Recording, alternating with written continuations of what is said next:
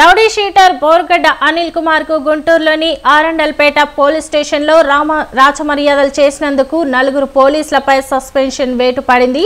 Police కస్టడీలో బోర్గడ్డ ఉన్న సమయంలో విధులు నిర్వర్తించిన కానిస్టేబుల్తో పాటు స్టేషన్ రైటర్పై చర్యలు తీసుకున్నారు. Head constable Sardar, Ghouse writer, head constable Srinivasarao, constable పరమేశ్వరరావులను సస్పెండ్ చేస్తూ ఉన్నతాధికారులను ఉత్తర్వులు జారీ చేశారు.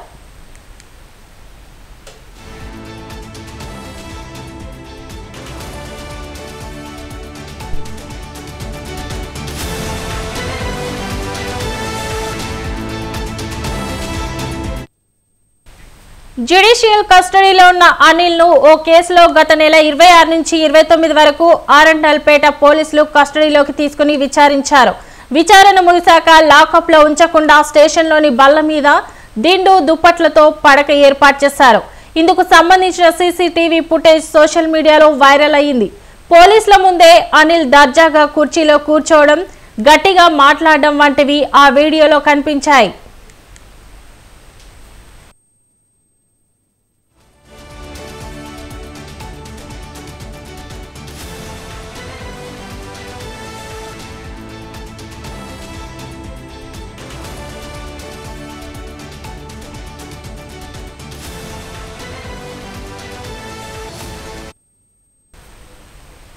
రౌడీ షీటర్ కు రాచమర్యాదలంటూ విమర్శలు రావడంతో గుంటూరు ఐజీ సర్వశ్రేష్ఠ త్రిపాఠి ఈ వ్యవహారంపై తీవ్ర ఆగ్రహం వ్యక్తం చేశారు.